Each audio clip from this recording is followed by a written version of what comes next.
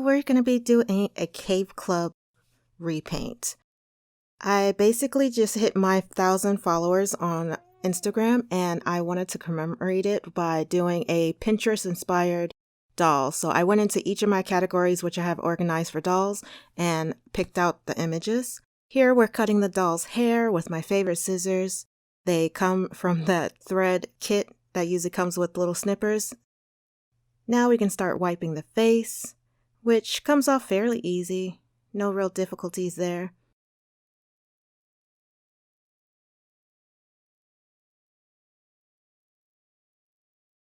I noticed that she does have a little scratch on her, but the hair will cover that little scratch. I go along the seams, cutting off any excess plastic from when it was molded. And then she's ready to get her head popped off. I just make a circular swaying motion along the neckline, and Cave Club has a really good neck peg. It can't snap off at that plastic ring like Monster High and Ever After High.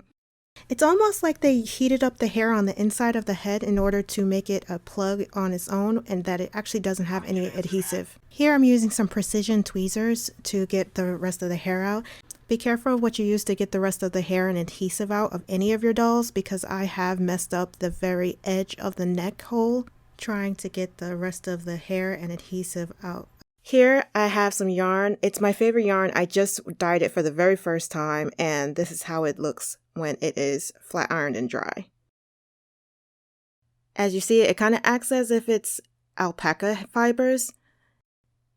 Here I'm just going ahead from the very ends all the way to the top like you would with natural hair, and combing it out with a cat brush. I got this from the dollar store.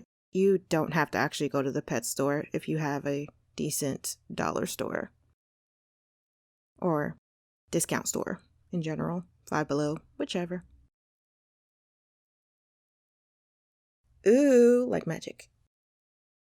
Here I'm just going to go ahead and mix some base color for the scalp so that you can't see any brown through the hair, though I doubt it would happen, but you never know. Just for precautions. It's always good to do it now, then curse later.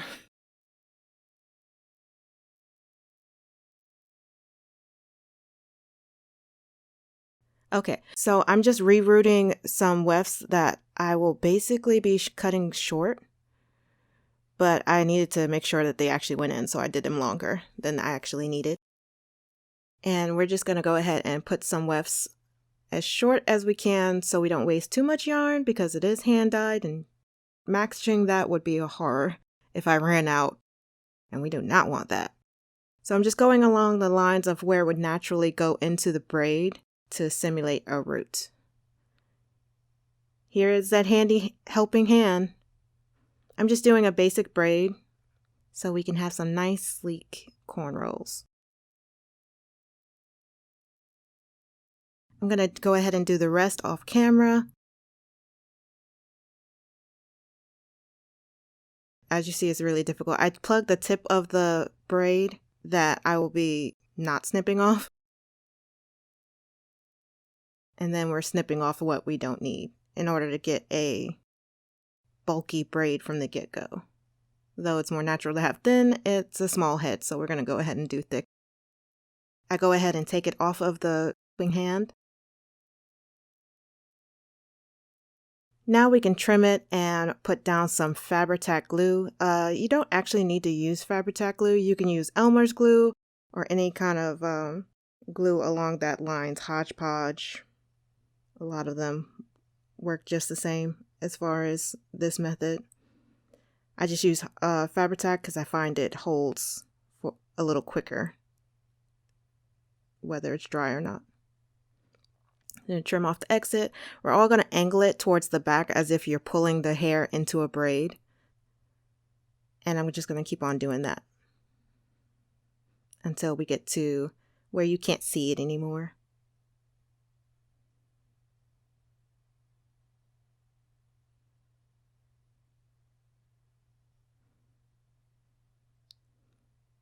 I have to say, I really love these scissors. They are so convenient for getting close and precise cuts. Not so much for fabric, surprisingly, but really good for such things. Here we are. I did leave out some baby hairs just so we can style in some sleek edges. Here I'm going to go ahead and do a braid onto some wires so I can simulate that halo that you've seen in the beginning. You just want to make sure that the wire is being covered each time you pull a piece of yarn in front and in back of it. That way you can hide it as much as possible. Then we're going to take the very tip and put a little glue, tuck it under so it can't be seen. We're going to go ahead and put some wires at the rest of the braids. Then we're going to take some Fabri-Tac glue and we're going to put it into the head and then I'm going to place it upside down. This is what I made in order to do my face ups and spray Mr. Super Clean on the heads and let them dry without touching anything else. I wanted to make sure that it didn't get scraped off or messed up while it was drying. So I made this quick stand. We can go ahead and spray some layers. Each time that I put pastels, I put a layer of Mr. Super Clean on there. Sometimes more than one, just depends on how the weather is. On a really good day when the humidity is low or there's no rain, I can get a really good layer on there and not have to do so many layers in order to get a layer with some grit. Here I'm just putting some pastels around the eyes to simulate blush and makeup. I build up each layer with each Mr. Super Clean layer and rotate the head in order to make sure that everything is even, because for some reason when you do one eye and then try to do the other eye, it's not always that great. I mean, at least for some of us artists, it's just not, it doesn't work that well. But if you turn the head upside down, for some reason it tricks the eye to draw it the same again. I don't know what it is. I will probably do some research on that because it's very fascinating how the brain works.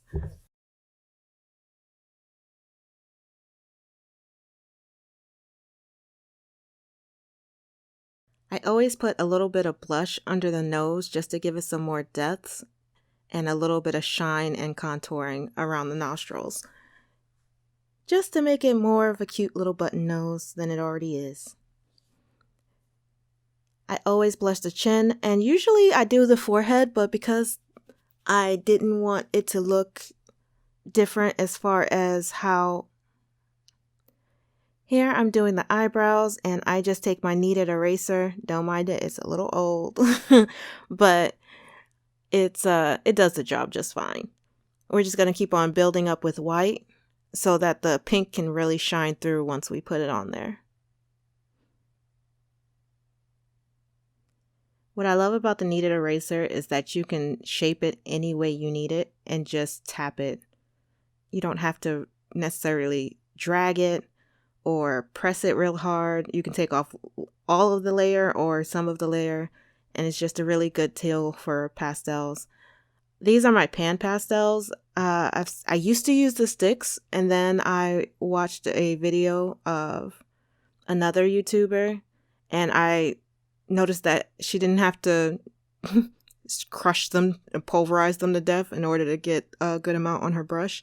And so I went ahead and switched over to these, and I am so happy. You can get a layer on with these pastels even without putting it in Mr. Super Clean, which is amazing.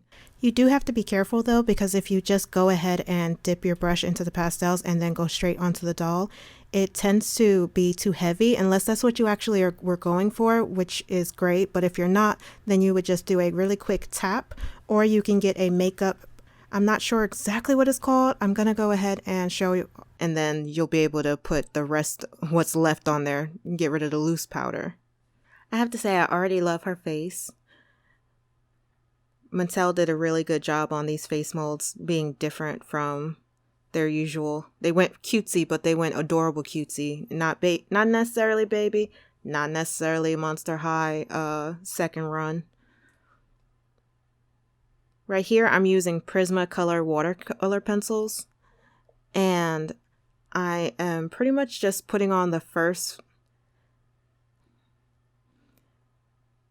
They work really well. They're the only ones that I've used so far. So I might try Arteza, but I'm not sure if I'll switch. We'll see. But right now I'm just trying to get the eyes to match up. You'll see a lot of adjusting and turning. Angles for some reason just help the eye to get everything balanced. You'll see what doesn't look right when it's staring at you from an angle, you know?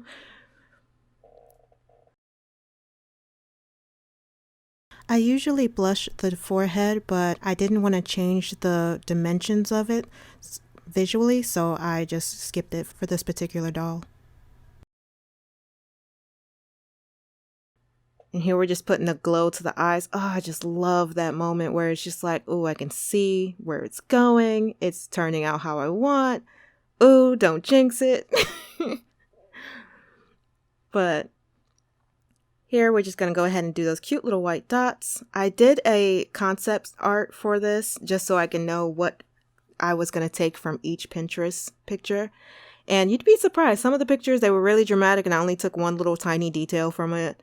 Or I took a lot from it. It just depended on what I loved about the picture when I seen it in that moment. As you see, there's 2 dots on each side of the face. I'm just doing that for reference. I've noticed that if I look at something for a long period of time, I'll notice if it's off versus if I just put it how it is and then leave it. So I put those as guides to see if when I'm turning the head, looking at the recording and all that other stuff, is it still symmetrical at the end of the day? And this is when I start to fix it because I did notice that I was in fact off. One was a little fur off to the left than the other one. And so we fixed that. Yay.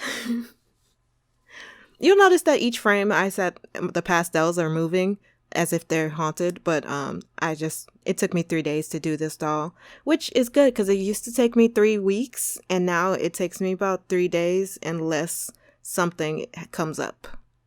I need some kind of material. Then it's the waiting game until whatever I need comes in. So here we're finally adding the pink. It's very subtle and I love it that way. I don't like harsh all the time. I was worried that her eyes and her lips looked a little gothic, but because that's my usual aesthetic is alternative goth, creepy, kind of out there weird is usually my forte. This was just something that I was like, you know what, I'm gonna just go ahead and do it because why not? There was a lot that went into this video between 2 different cameras, lighting settings, rewiring the room, all kinds of stuff. You just don't, you never know what it takes to make a YouTube video until you're like, perfectionist kicks in. I need this, and this. Here, we're just going to make sure that the lines on the bottom of the eyes are really distinct because I wanted it to look like a bottom lash. I made patterns, but my patterns for some reason are never quite right. They're kind of off. That's my weak point at the moment that I'm working on. So I did make some patterns for these little petals that'll be on her dress. I'm using some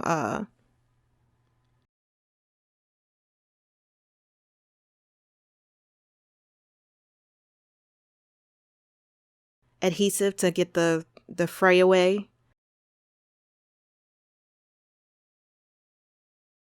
This is my bag of Warbler pieces that because Warbler is so expensive and it used to be hard for me to get. So I actually saved all the scraps just because you never know when you just need a little piece of Warbler. You don't need to cut from your big piece and make an awkward shape that you can't use or whichever the case. I'm just weird like that. So here I am, I'm cutting away from my finger even though I still could potentially cut myself. I'm trying to be very, very, very careful because I've seen quite a bit of doll customizers slip with a knife in this exact kind of moments. And so I bought gloves. Okay. I bought gloves to wear when I do stuff like this. And I didn't put them on. They're uncomfortable. And I figured if I just go slow, I'll be fine. I'm gonna stop being stubborn about that. I will, I promise. But here we're just making her tiara, and I already made a custom piece gem that will go into it. We're just, oh, I love this gold. I love this gold paint. I'll put the link in the below of what it is, but you see that little purple crumb? That little purple crumb is the purple gem that I made out of resin. I made it a while ago just to get rid of some extra resin that I made from miscalculations. And so I carved it up a little bit to make it smaller. You ever just have a satisfying swoop? Just whoosh. So here I made a glue and water mixture. I don't have a ratio per se. I just did it until it was a certain consistency. And I'm going to use that in order to style her edges before we put the tiara on, because that would be a nightmare to do afterwards. So I'm just going to go ahead and put a good generous amount, like you want it wet, like you would your hair. And so it's not going to affect anything, like it's not going to leave a shine for me to put more as long as there's a bit of water in it. You put a little bit, go ahead and form it and snip off the excess. And so I'm going to go ahead and finish the rest up and we'll be back.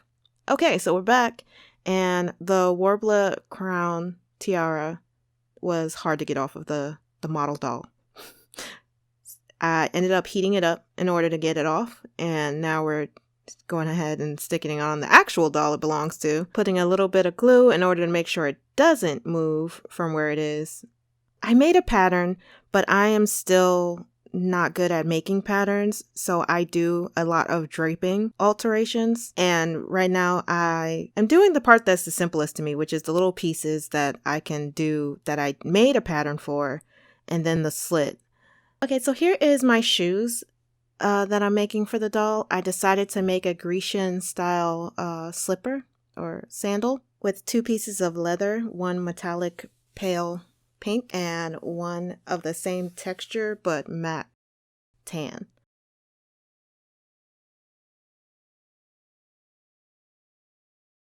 Here I'm just going to go ahead and match them up. I'm going to put the doll's foot onto the leather in order to make a marker where I can punch in a hole. I use a leather hole punch, and you can find these at almost any craft store, but I bought mine off of Amazon just because of pricing and how quick I could get it for what I had going on. Now that the hole is punched, I'm going to go ahead and feed the ribbon through and secure it at the bottom of the pink, which won't be a problem because we're going to sandwich it in between the other piece of leather to make it seamless.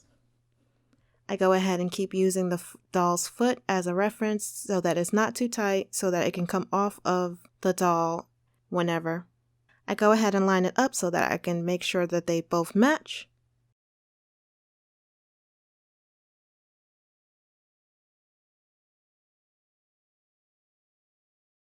I'm going to put down some Fabri-Tac glue in between the 2 pieces, leaving seam allowance so that I can make a stitch along the edges of the shoe. It doesn't necessarily need it as far as with the Fabri-Tac, it can hold, but I like to put the stitch to make it look more realistic to a actual shoe. I did a lot of research on how our human shoes are made in order to try to scale it down as best as I could without making it bulky. Hopefully soon I'll be able to make more of a ball joint level shoe. And now that we have the shoe all assembled, I'm going to go ahead and make the other shoe off camera because you don't need to watch that twice. Not that. And here we go ahead and put it on, and here is my finished doll. You can actually enter to win this doll on my Instagram. I'll have that link below. All the rules will be listed in the description of the post. There will be 3 prizes. Thank you for watching. You have a great day.